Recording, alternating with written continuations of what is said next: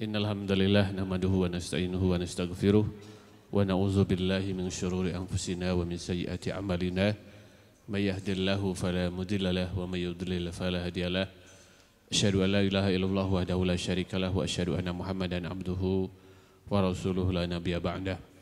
Allahumma shalli wa sallim ala sayyidina Muhammadin wa ala alihi wa sahbihi wa barik wa sallim.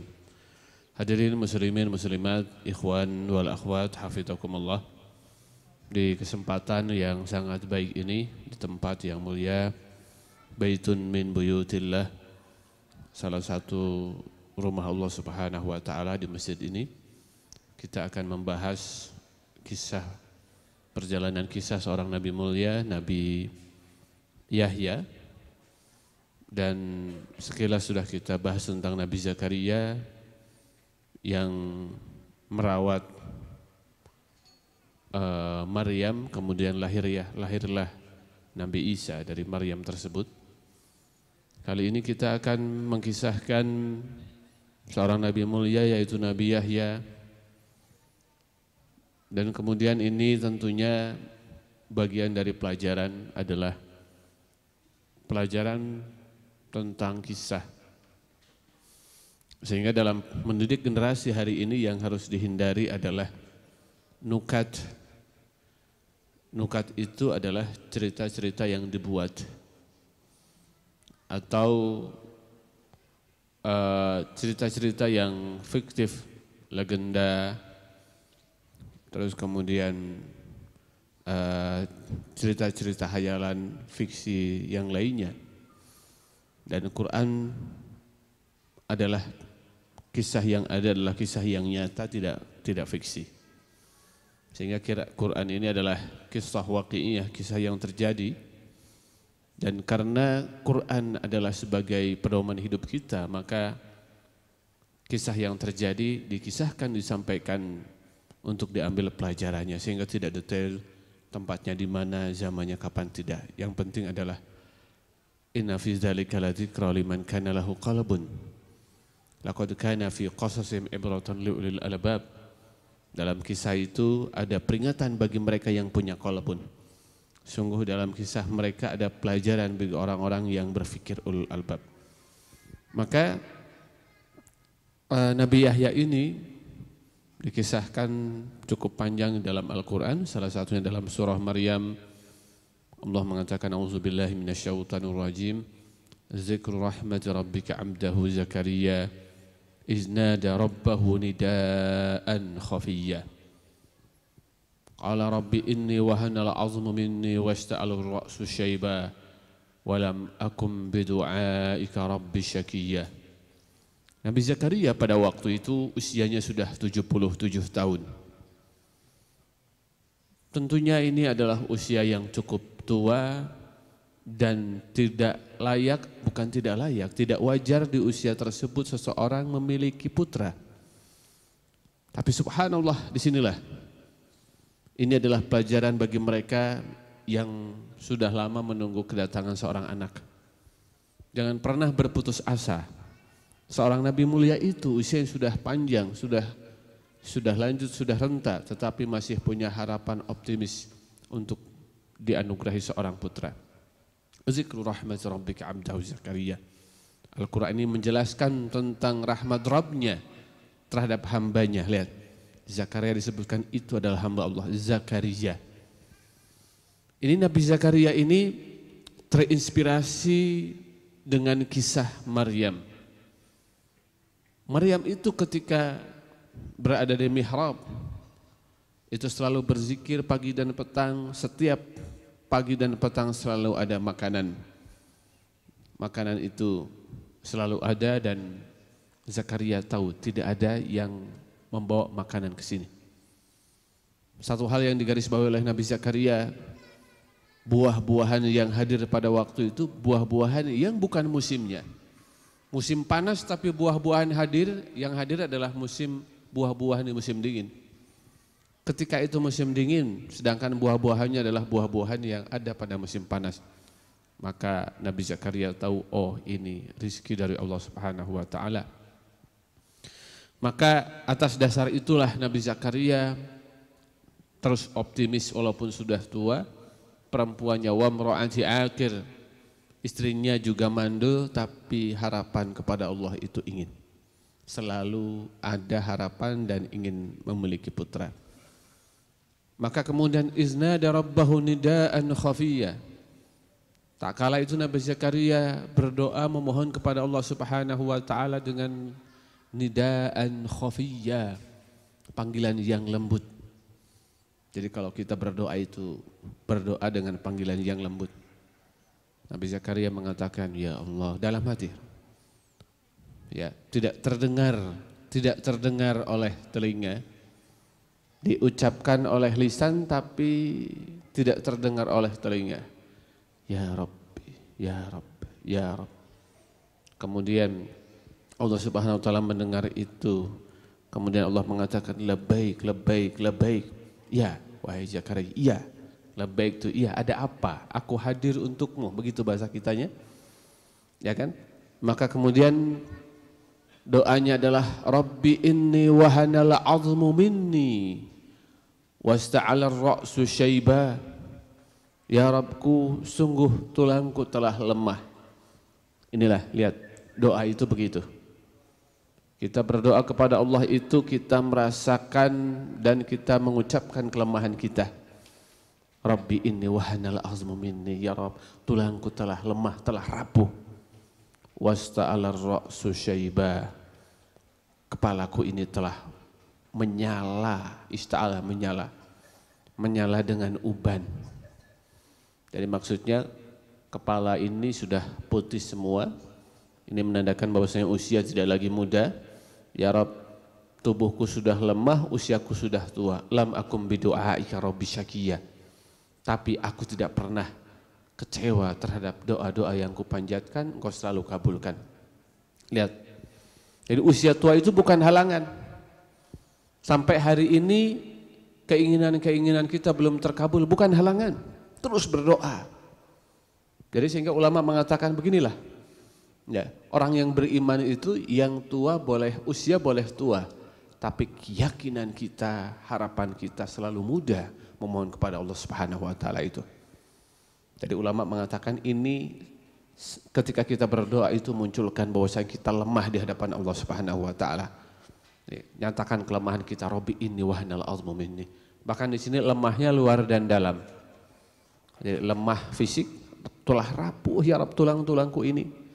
Ya, kemudian ya, rambut ini telah memutih. Jadi memang kalau rambut telah memutih itu artinya usia kita telah tidak lagi muda. Maka nanti di dalam hadis disebutkan a'darallahu imra'an idza balagha sittina sana. Allah Subhanahu wa taala itu tidak memberikan lagi alasan bagi mereka yang usianya 60 tahun untuk beribadah kepada Allah Subhanahu wa taala. Ini ya. Itu dan usiaku sudah tua, sudah 77 tahun. Wa mra'ati akir, istriku mandul. Jadi kalau laki-laki usia tua rasa-rasanya itu masih ada harapan kalau istrinya subur. Tapi ini suaminya sudah tua, istrinya mandul pula. Ya kan? Maka tidak ada yang bisa menghadirkan itu semua kecuali doa. Ya. Wa inni khiftul mawaliya min wara'i wa kanat imra'ati akira. Lihat. Dan sungguh aku khawatir terhadap kerabatku sepeninggalku. Istriku ini sudah mandul. Fahabli min ladunka waliya ya Rabb. Anugerahkan. Fahabli. Anugerahkan ya Rabb. Waliya, seorang anak dari sisimu. Jadi ini ada pelajaran penting.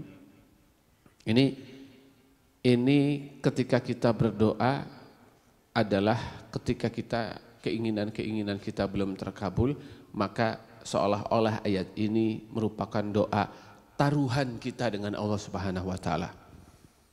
Anda pernah berdoa begitu tidak? Doa tapi taruhan. Yarisuni wa yarisu min ahli Ya'qub. Ya Rabb, hadirkan itu.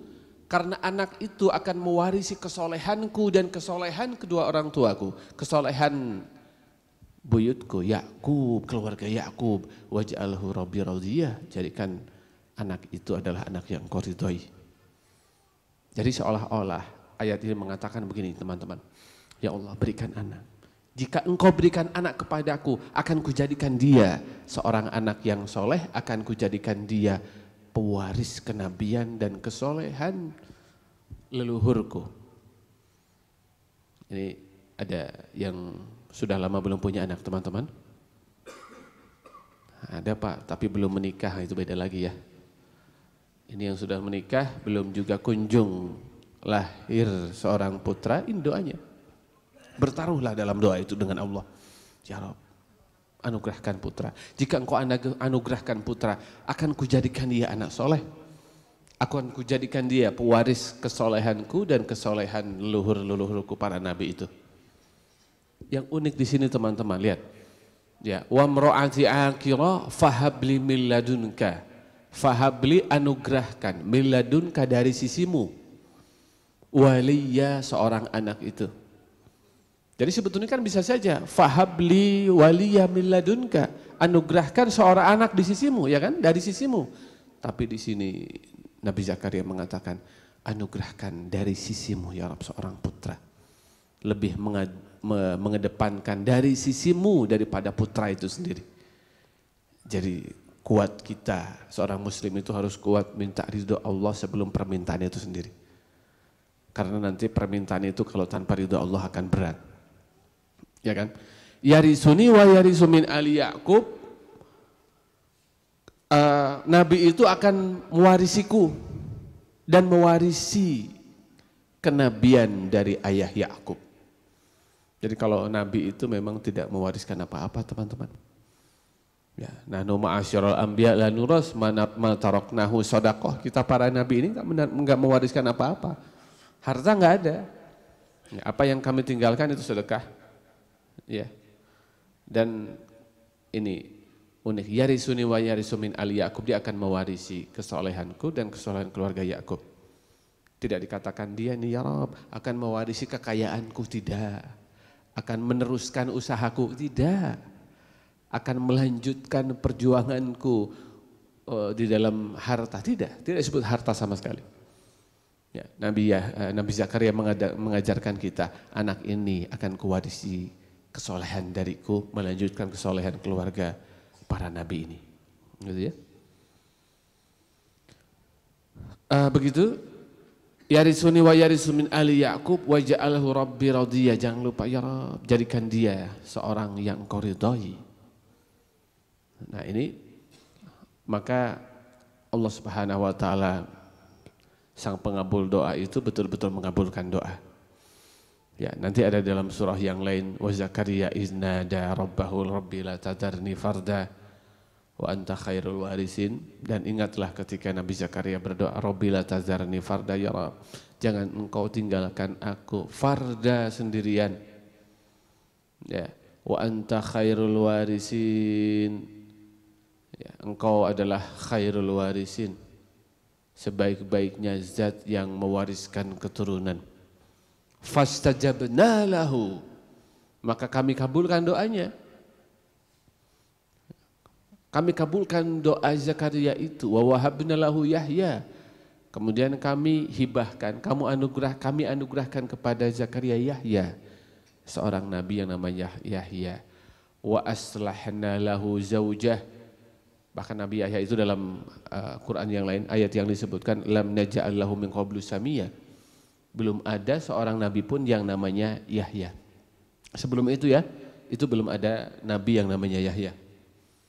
Sebagaimana Nabi Muhammad juga belum ada itu di zaman itu seorang nabi yang namanya Muhammad. Ya kan? Ketika Rasulullah SAW itu masa mudanya, ketika masa muda kemudian melakukan perjalanan ke Syam itu, dicegat oleh para pendeta itu kemudian dikatakan ini akan menjadi seorang nabi, gitu ya. Dan ini ketika masih kecil dibawa oleh kakeknya. Ini, dan Nabi Muhammad itu adalah nama Muhammad itu nama yang belum dinamai oleh siapa-siapa, sehingga mendengar sebelumnya telah ada kalimat dari para ahli kitab itu bahwasanya ada seorang nabi yang namanya Muhammad, sehingga ada beberapa orang yang menamakan putranya itu dengan Muhammad. Kurang lebih sejarah mengatakan ada 4 orang yang dinamai asal punya anak namanya Muhammad. Yang ini asal punya cucu namanya Muhammad, 4 orang. Kenapa? Karena mereka berharap ya dengan nama itu yang anaknya tersebut cucunya akan menjadi nabi. Ternyata nabi itu turun dari cucu dari jalur Abdul Muttalib, cucunya beliau Abdul Muttalib itu. Nah, ini juga lam naj'al lahu min qablu samiyya, belum pernah ada orang yang namanya Yahya itu.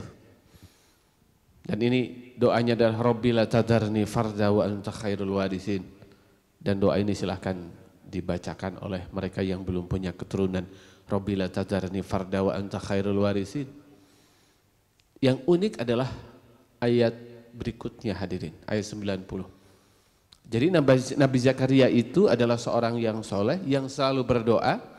Soleh, orang yang subhanallah, orang soleh ini sujud, ruku, sujud dalam munajatnya, dalam tahajudnya ini memohon kehadiran seorang anak, maka fastajabna lahu, kami kabulkan. Wa wahabna lahu Yahya, kuberikan dia seorang putra namanya Yahya. Yang unik ini, wa aslahna lahu zaujah, dan kami perbaiki istrinya. Sehingga kenapa dikatakan unik? Karena ulama ahli tafsir mengatakan kami perbaiki istrinya, itu ada 2 makna. Pertama adalah kami perbaiki istrinya, karena memang dulunya mandul, dengan doa ini tiba-tiba kemudian sembuh, subur dan melahirkan putra. Itu makna pertama. Makna kedua adalah wa aslahna lahu zaujah, kami perbaiki istrinya. Ini artinya adalah istri Nabi Zakaria dulunya tidak soleh. Setelah rajin ibadah, selalu bermunajat, berdoa, istrinya menjadi istri yang solehah. Istrinya tidak solehah dulunya, sekarang solehah. Jadi para bapak kalau ingin istrinya solehah, rajin ibadah, munajat ibadah, setelah rajin ibadah, munajat, istrinya solehah. Jadi penting sekali istri yang soleh itu, Bu. Jadi ibu kalau ngomel 5 menit saja, itu ya, bapak-bapak nggak bisa tidur. Ngomel setengah jam bisa-bisa stroke. Ya kan? Penting seorang istri yang solehah itu. Maka dua-duanya masuk di dalam ayat ini. Istrinya menjadi istri yang subur, kemudian melahirkan putra Yahya. Di samping itu istrinya menjadi istri yang solehah. Ini kemudian sifat para nabi adalah kanu yusari'una fil khairat. Generasi nubuah itu mereka yusari'una fil khairat, berlomba-lomba, yusari'una, mereka berlomba-lomba fil khairat, berpacu dalam kebaikan. Jadi kalau untuk kebaikan itu kita yusari'un, ini bersegera, yusari'un ini cepat sekali. Ya. Berbeda dengan mencari rizki, ada dalam surat Al-Mulk, dalam mencari rizki itu jangan buru-buru, kalem kalau cari uang itu, cari rizki itu. Ya, famshu fi manakibiha, famshu fi manakibiha wa kulu mir rizkihi. Famshu fi manakibiha, cari rizki itu, famshu fi manakibiha, berjalanlah di muka bumi ini. Jadi kalau cari rizki jangan lari-lari di muka bumi, ya kan? Justru kalau lari-lari rezeki itu bisa luput karena terlalu cepat. Kalau cari rezeki pelan saja. Ya kan? Tapi kalau dalam kebaikan cepat, yusari'una fil khairat. Ya, yusari'una fil khairat. Kalau menuju Allah lari. Menuju taubat lari, fafirru ilallah. Berlarilah kepada Allah. Ya, dalam ibadah bersegera. Bertaubat lari untuk taubat. Hijrah, lari untuk hijrah. Begitu ya. Kalau sholat jangan lari-lari.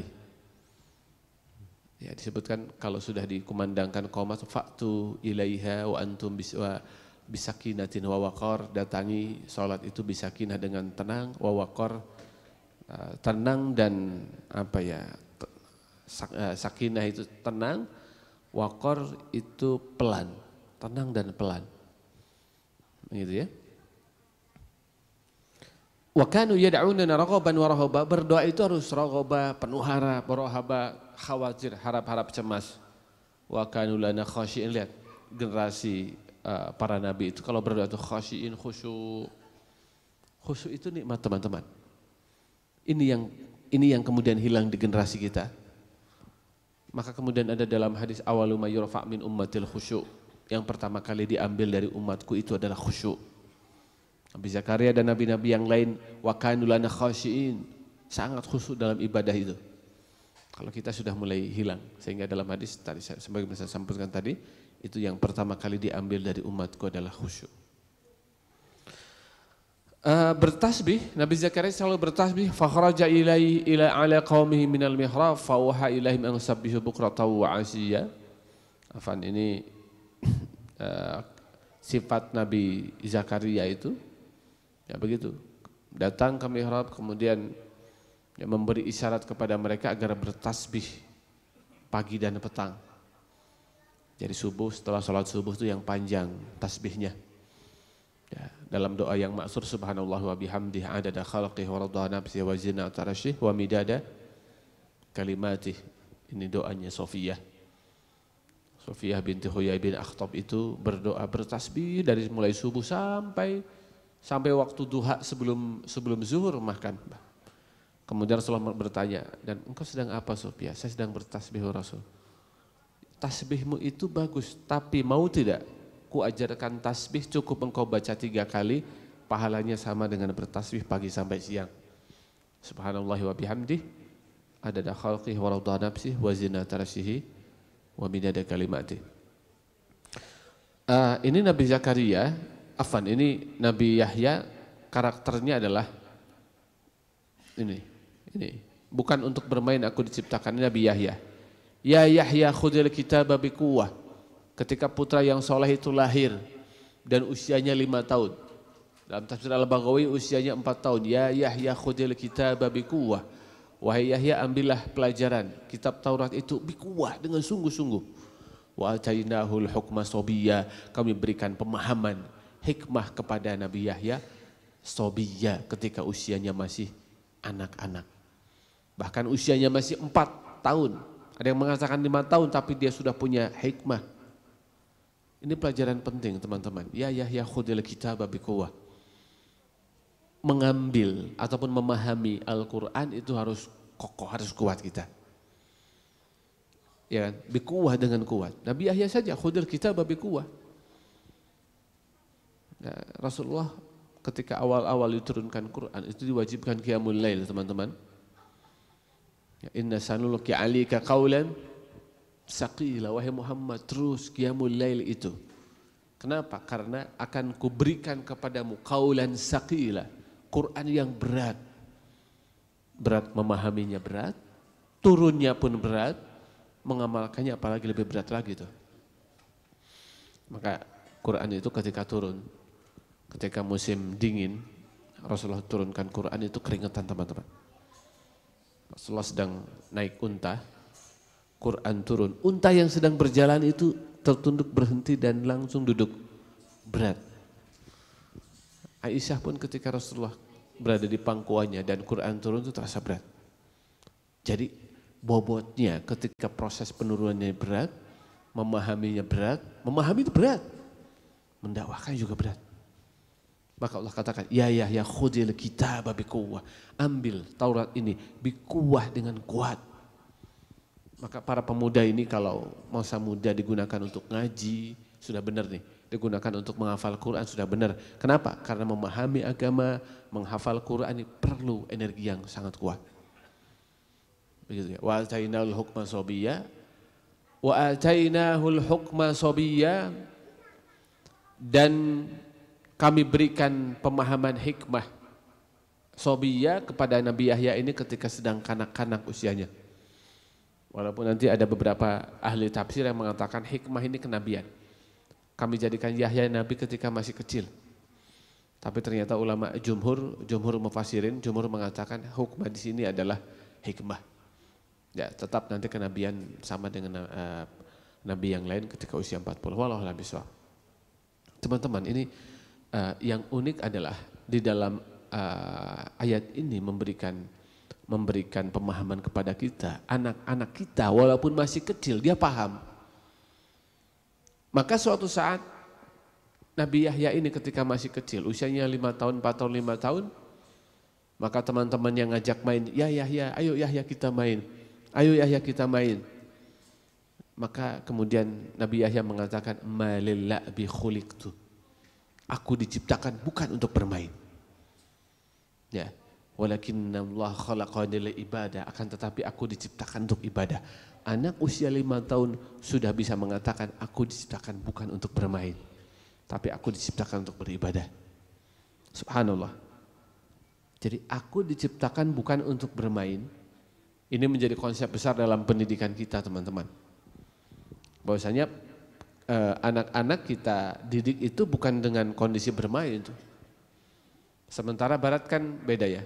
Mereka punya konsep bermain melalui belajar, belajar melalui bermain.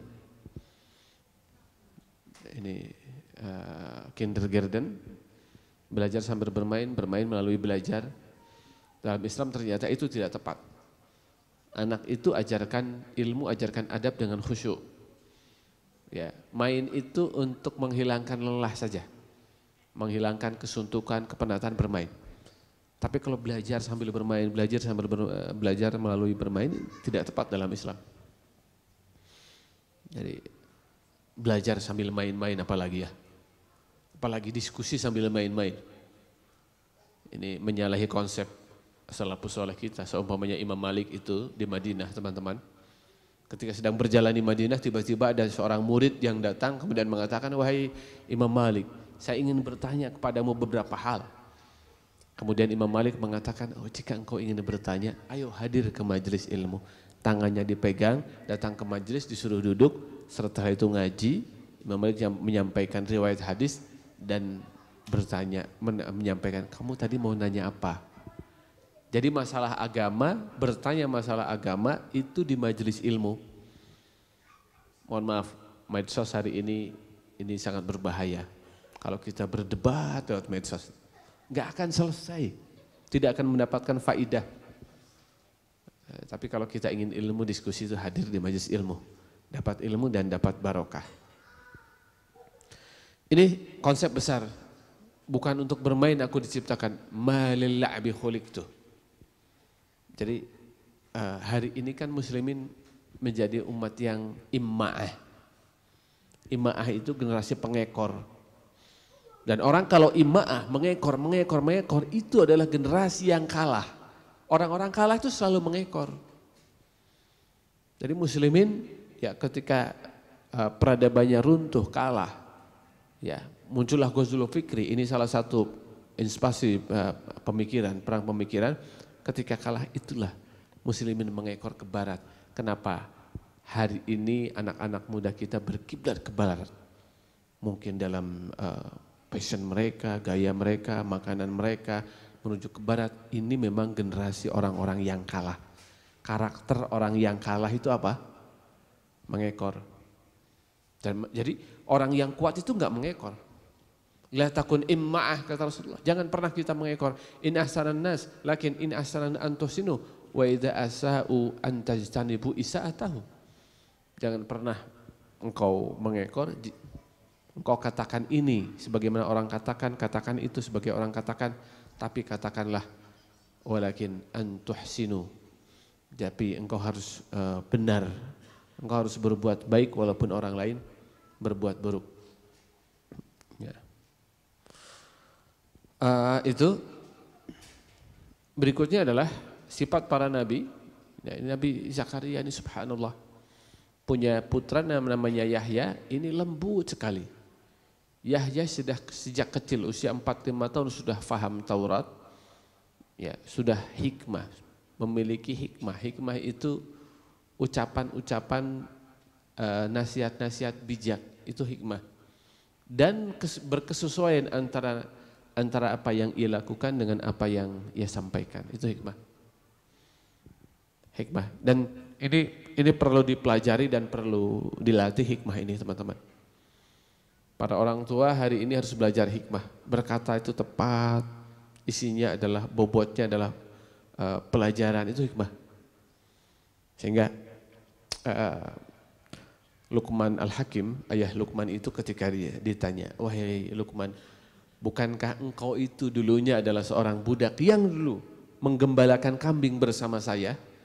Ya, tapi subhanallah sekarang di depan rumahmu ratusan bahkan ribuan orang lain mendengarkan kalimatmu. Ya, bagaimana engkau sampai kepada hikmah begini wahai Luqman? Luqman Al-Hakim mengatakan, saya dianugerahi hikmah oleh Allah itu dengan beberapa hal. Pertama, karena saya tundukkan pandangan. Yang kedua, saya memakan yang halal. Yang ketiga, saya tidak melakukan sesuatu yang sia-sia. Jadi para guru, para pendidik, para orang tua, agar perkataan kita ini menjadi hikmah tadi. Jauhi yang haram, tundukkan pandangan, dan melakukan sesuatu yang bermanfaat saja. Nah ini sifat para nabi, wahananan. Kami jadikan Yahya ini penuh dengan kasih sayang. Milladunna, dari kami karakter itu. Wazakah, dan kami jadikan dia orang yang bersih. Bersih hatinya, tutur katanya, perbuatannya. Wakana taqiyya, dia adalah seorang yang bertakwa. Maka Hanan ini lembut dan kasih sayang ini teman-teman. Nanti ada di dalam Al-Bidayah wa Nihayah, Al-Imam Ibnu Katsir menyampaikan bahwasanya saking lembut Yahya ini, itu kalau makan tuh nggak bisa sendirian, dia mencari makhluk yang lain. Ya, ini termasuk seorang nabi yang sering makannya itu dengan binatang. Ya, kalau kita mungkin ya makan ada kucing, kadang-kadang kita hardik ya, kita usir. Tapi Nabi Zakaria enggak, justru nyari binatang dia baru bisa makan dengan binatang. Bahkan nanti dalam Al-Bidayah wa Nihayah, ya'kul ma'al wuhshi, dia makan dengan binatang-binatang buas, Nabi Yahya itu. Ya, binatang buasnya tidak lari. Nah, intinya Nabi Yahya ini dia penyayang binatang, teman-teman. Dia penyayang binatang dan makan dengan binatang itu. Ya, itu wahanan, lembut sekali. Bahkan suatu saat Nabi Zakaria itu kehilangan Yahya 3 hari. Ada di sini. Ya, qala bahwasanya ini saya kehilangan Zakaria ini, Nabi Zakaria mengatakan saya kehilangan Nabi Yahya. Saya kehilangan Yahya. Kenapa? Karena memang dia kasirul infirad minan nas, dia menyendiri, beristighfar, bertasbih dalam kondisi khusyuk. Bahkan ya'nas ilal barari wa ya'kul min waraqil asjar. Ya'nas ilal barari, dia tafakur, menyendiri ke padang pasir begitu ya. Dan hidupnya sederhana sekali, dia tidak rewel. Ya'kul min waraqil asjar, Nabi Yahya ini bisa makan daun-daunan gitu ya. Ya, bahkan ini ulama katakan ini makanan yang terbaik, daun-daunan ini ya. Sehat begitu. Ya, ya'kul min waraqil asjar. Nanti Imam Mujahid mengatakan kana ta'amu Yahya bin Zakaria al-ushb. Makanan Yahya bin Zakaria itu adalah al-ushbu, sayur-sayuran. Wa annahu kana la yabki min khasyatillah, dia sering menangis karena Allah itu. Hatta law kana al-qar ala ainaihi la khariqahu, sendiri menyendiri kemudian menangis itu Nabi Yahya itu. Inna makana ya'kul ma'al wuhshi karahiyatan ayu khalitun nas fi ma'ashihim. Ini sering kalau makan itu dengan para binatang itu, karena menjauhi keburukan pada waktu itu Nabi Yahya itu. Dan begitulah memang sedikit sekali tidurnya, sehingga ulama mengatakan di dunia belajarlah untuk sedikit tidur dan banyak qiyamul lail, ya, agar kelak kita mendapatkan kenikmatan di akhirat kelak. Dan ketika kita di surga itu hadirin, Ada yang bertanya, Pak kalau di surga kita tidur atau tidak? Ibu-ibu mungkin bertanya, bagaimana di surga, tidur atau tidak? Maka ulama sampaikan, kalau kita sedang senang, banyak kenikmatan, kira-kira kita mau tidur atau tidak tuh? Makanan banyak, suatu yang indah, kita baru menikah, ini menikmati hari apa malah menikmati ya? Gak mungkin kita tidur. Antum sedang piknik ke tempat yang indah, ke pantai yang indah gitu ya, itu kira-kira tidur terus di hotel apa jalan-jalan terus tuh? Jalan-jalan kan? Kalau mau tidur di rumah aja. Kalau di surga nggak mungkin rasanya kita mau banyak-banyak tidur. Kita akan menikmati keindahan gitu ya, menikmati makanan, menikmati kebersamaan begitu. Hadirin teman-teman, kita lanjutkan kajian kita. Inilah Nabi Yahya, seorang nabi yang lembut itu, wa hanana min ladunna wa zakah wa kana taqiyya. Nanti di dalam surah yang lain disebutkan wa sayyidahu wa hasura wa nabiyyam wa sayyidan wa hasura wa sayyida. Seorang nabi mulia itu sayyida, sayyida itu lemah lembut. Sebagaimana kita sampaikan, Nabi Yahya sangat sayang dengan binatang, menyendiri, kemudian bertafakur, merenung, menangis, bermunajat. Nabi Yahya. Wahasura, wahasura itu lama mengatakan hasura itu artinya beliau bisa mengendalikan syahwatnya. Seorang nabi mulia itu. Maka salah satu karakter nubuwah yang harus kita warisi dari para nabi adalah mereka, para nabi itu mengendalikan syahwatnya. Ketika belum menikah, syahwatnya terkendali. Ya, dan tentunya setelah itu para nabi menikah. Wa ja'alna lahum azwaja wa dzurriyyah. Kami jadikan para nabi itu azwaj, mereka punya pasangan-pasangan, wa dzurriyyah, dan punya keturunan-keturunan. Yang nanti dalam hadis Rasulullah mengatakan an-nikahu sunnati faman raghiba an sunnati falaysa minni. Nikah adalah sunatku, barang siapa yang tidak suka sunnahku maka dia bukan termasuk umatku. Itu ya. Nabi Yahya suatu saat memerintahkan kepada Bani Israel, umatnya adalah Bani Israel. Ya, fajama'a Yahya alaihi salam Bani Israel fi Baitul Maqdis. Nabi Yahya mengumpulkan Bani Israel di Baitul Maqdis dan penuh, subhanallah, hatta tala'a bihimul masjid, dan masjid itu penuh dengan umatnya Bani Israel hari ini. Ini mudah-mudahan Allah bebaskan Al-Aqsa dari jajahan Yahudi. Dan dulu itu Al-Aqsa itu tempat bertemunya Nabi Isa, sehingga Nabi Isa itu sezaman dengan Nabi Yahya. Zakaria punya putra Yahya. Yahya ini satu zaman dengan Nabi Isa. Satu zaman dengan Nabi Isa pada waktu itu pernah bertemu dan saling mengatakan masing-masing, wahai Isa, mohonkan kepada saya agar Allah berikan salam, keselamatan. Karena Nabi Isa kemudian mengatakan, justru engkau yang aku tolong mintakan kepada Allah agar engkau memintakan aku keselamatan, karena Allah mengatakan wassalamu alayya yauma amutu wa yauma wulidtu wa yauma ub'atsu hayya wassalamu alayya.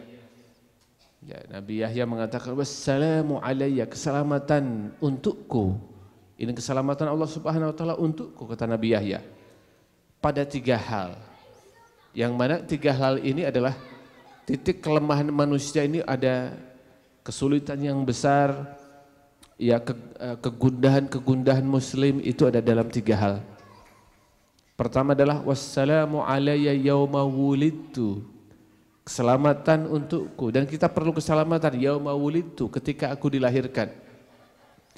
Yang mana tentunya ketika proses persalinan inilah manusia kita semua perlu keselamatan dari Allah Subhanahu wa taala. Baik untuk ibunya ataupun untuk bayi yang akan dilahirkan. Sehingga bagian dari syahid adalah seorang ibu ketika melahirkan itu kemudian gugur meninggal ketika melahirkan itu. Imra'atun qatalatu sariratuhu, seorang wanita yang meninggal ketika dia melahirkan putranya, itu syahid. Yauma wulidtu, ketika kita lahir, ketika istri kita melahirkan, di situ perlu keselamatan. Wa yauma amutu, dan ketika aku meninggal, perlu keselamatan dari Allah Subhanahu wa taala. Betapa banyak orang yang meninggal enggak selamat. Maksudnya apa? Maksudnya di akhir usia dia tidak bisa mengucapkan la ilaha illallah Muhammadur Rasulullah. Maka man kana akhiru kalami la ilaha illallah dakhala jannah. Barang siapa di akhir usia ucapkan la ilaha illallah, dia bisa masuk surga, begitu ya. Itu teman-teman. Dan wa yauma ub'atsu hayya, dan keselamatan ketika ub'atsu hayya, pada hari berbangkit aku dibangkitkan dalam keadaan yang baik, itu juga perlu keselamatan di situ. Wassalamu alayya yauma wulidtu wa yauma amutu wa yauma ub'atsu hayya, ketika aku dihidupkan, di situ aku perlu keselamatan. Dan kita semua perlu keselamatan pada hari kiamat itu. Nabi Yahya mengumpulkan seluruh Bani Israel di Baitul Maqdis, penuh pada waktu itu oleh Bani Israel. Kemudian Nabi Yahya menyampaikan 5 hal. Ya, ada 5 hal. Innallaha amarani bi khams kalimat. Allah Subhanahu wa taala perintahkan kepada kalian untuk menyampaikan, untuk melakukan 5 hal. Yang pertama adalah anta'budullaha wa la tusyriku bihi syai'a. Engkau beribadah kepada Allah tidak menyekutukannya. Karena perumpamaan orang yang menyekutukan Allah itu adalah seperti seseorang yang punya hamba saya. Hamba saya itu kemudian dia bekerja, kemudian dia menghasilkan, kemudian penghasilan yang dihasilkan oleh hamba saya itu malah tidak diberikan ke tuannya, malah ia berikan kepada orang lain. Itu membuat marah tuannya atau tidak? Pasti membuat marah tuannya. Maka kita adalah makhluk Allah yang diciptakan oleh Allah, diberi rizki oleh Allah Subhanahu wa taala. Tiba-tiba kita beribadahnya bukan kepada sang pemberi rizki itu, tapi kepada sesuatu yang lain. Ini kenapa musyrik dosanya besar. Inna syirka la dzulmun azim. Bahkan nanti ulama mengatakan kenapa syirik dosanya besar adalah dibanding dengan kemungkaran-kemungkaran yang lain. Dibanding dengan seseorang yang berzina, seorang yang mabuk, minum minuman keras, seorang yang membunuh, musyrik masih lebih besar dosanya itu. Jawabannya adalah karena kemaksiatan itu perlu syahwat. Ya, kemaksiatan itu mencuri perlu syahwat, perlu keinginan, ya kan? Berzina karena ada syahwat. Ya, seseorang membunuh ada syahwat, dendam. Mereka melakukan itu karena syahwat, sedangkan menyekutukan Allah itu tidak ada syahwat. Bahkan fitrah seorang muslim kan tidak menyekutukan Allah. Fitrah orang yang beriman, fitrah manusia adalah beriman, ya. Adalah beriman. Fitrah manusia sebagaimana disampaikan oleh Imam Ghazali adalah beriman, mencintai kebaikan, membenci keburukan. Itu fitrah manusia. Dan untuk musyrik tidak ada fitrah, tidak ada syahwat di situ. Tapi seorang melakukan kemusyrikan, maka itu dosa yang sangat besar. Yang kedua adalah wa amurukum bis salat. Aku perintahkan kalian untuk salat. Ya. Wala taltafitu, dan janganlah kalian menoleh atau berpaling ketika salat. Idza tafatu fi salatikum fa innallaha tafata minkum. Ketika kalian salat itu berpaling, menoleh, maka Allah akan berpaling kepada kalian. Ketika kita salat penuh dengan khusyuk, Allah menghadap kepada kita.